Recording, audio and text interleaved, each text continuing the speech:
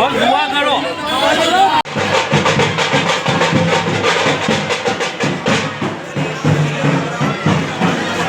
તૌસીફ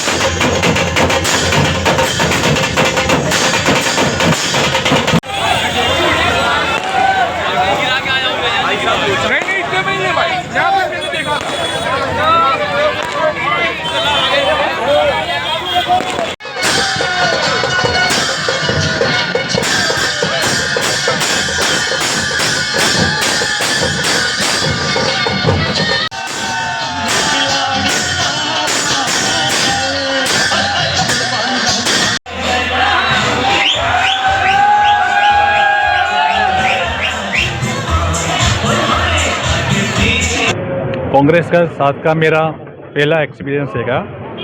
मैं कोई पॉलिटिकल इंसान नहीं था, लेकिन मेरे को एक चैलेंज मिला है खाड़िया की सीट पे, और वो चैलेंज को मैंने कबूल किया।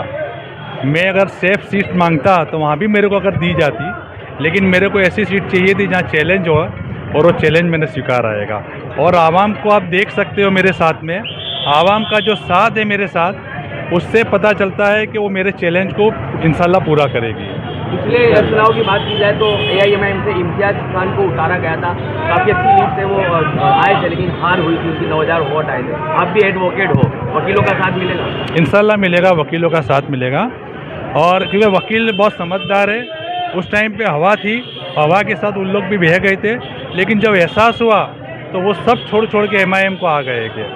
इसलिए कांग्रेस को साथ मिलेगा, और इंशाल्लाह मेरे को भी साथ मिलेगा।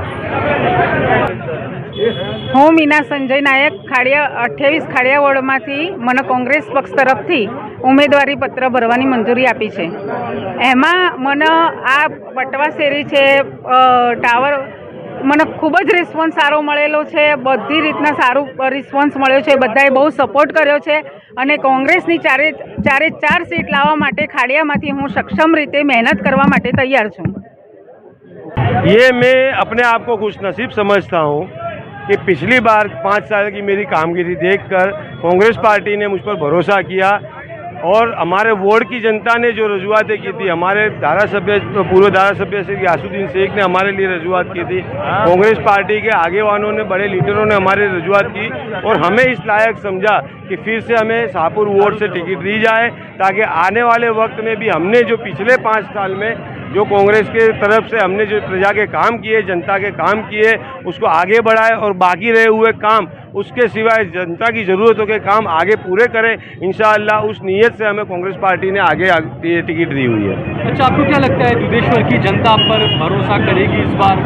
इंशाअल्लाह 110% करेगी, क्योंकि मेरे पिछले 5 साल के टर्म में मैंने लगभग 8.5 करोड़ के काम किए हुए, और मेरे विस्तार में 90% मैंने मेरा एरिया कवर किया हुआ है, 10% कहीं बाकी था, वो इंशाअल्लाह अगले 5 टर्म में करूँगा। तो शाहपुर की जनता 1000% हम पर भरोसा करेगी, हमको जिताएगी, हमारी पैनल को जिताएगी।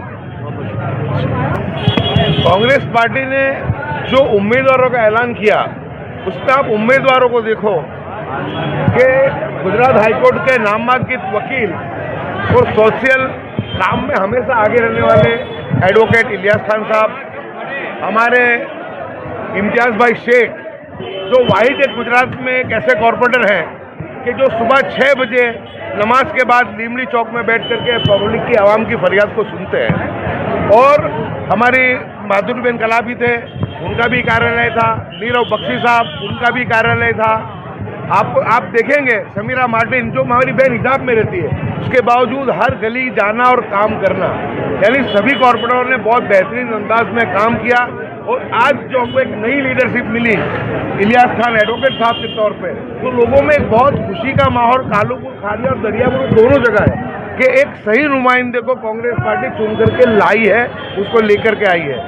तो यानी जो माहौल बना है, मैं ये मानता हूँ कि 2022 में जो हम उम्मीदवारों से भी और हमारी आवाम से भी जो थोड़ी चूक हुई थी, उस चूक का एहसास हमको आज भी है कि हमको पता है कि जिस तरीके से भारतीय जनता पार्टी का विधायक दरियापुर में चुन करके आया और जिस तरीके से उन्होंने कहर बरपाया, उन्होंने 3 दरवाजे के लारी पथारे को बंद करवाया, मटन चिकन की लारी सभी खाने आते हैं, हिंदू मुस्लिम ऐसी जगह हिंदू लोग आते हैं, उसको बंद करवाया।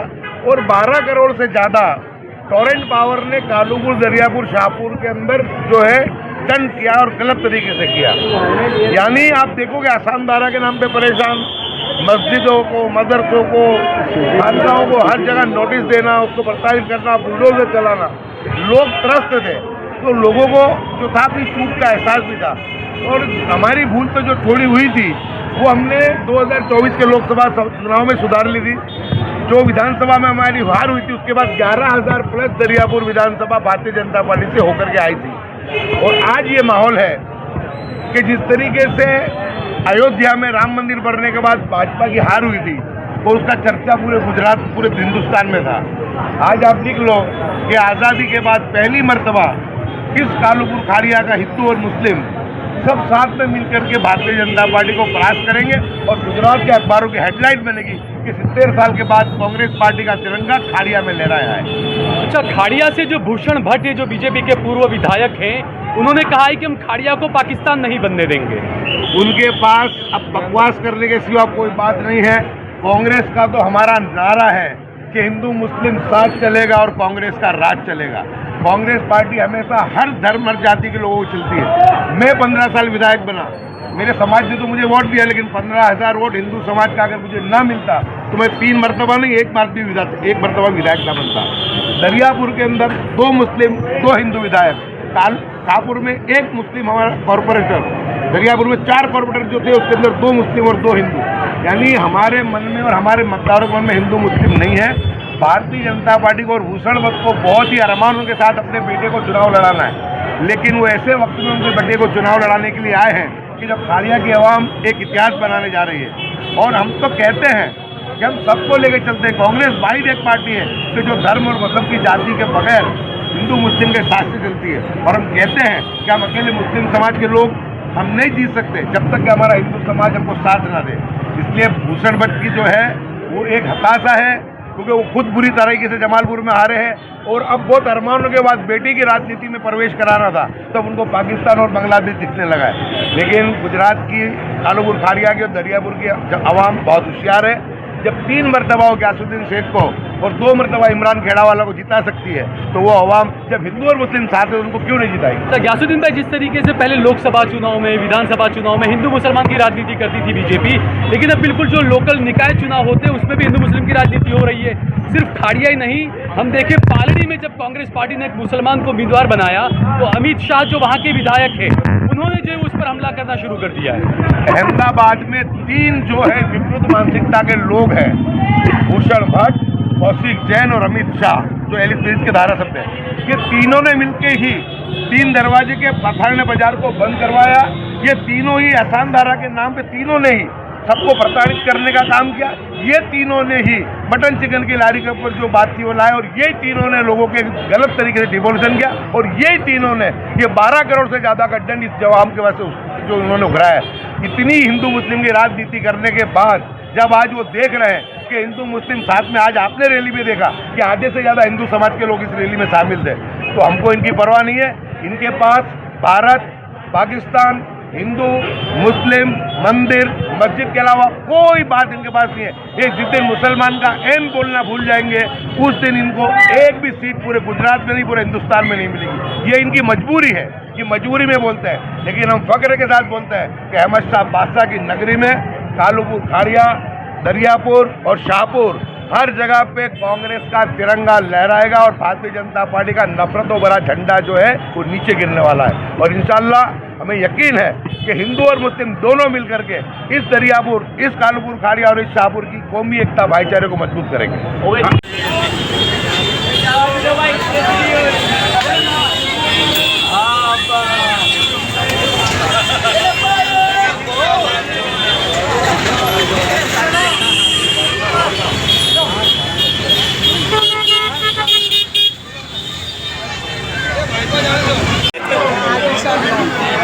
ಎಲ್ಲ ಜೀತ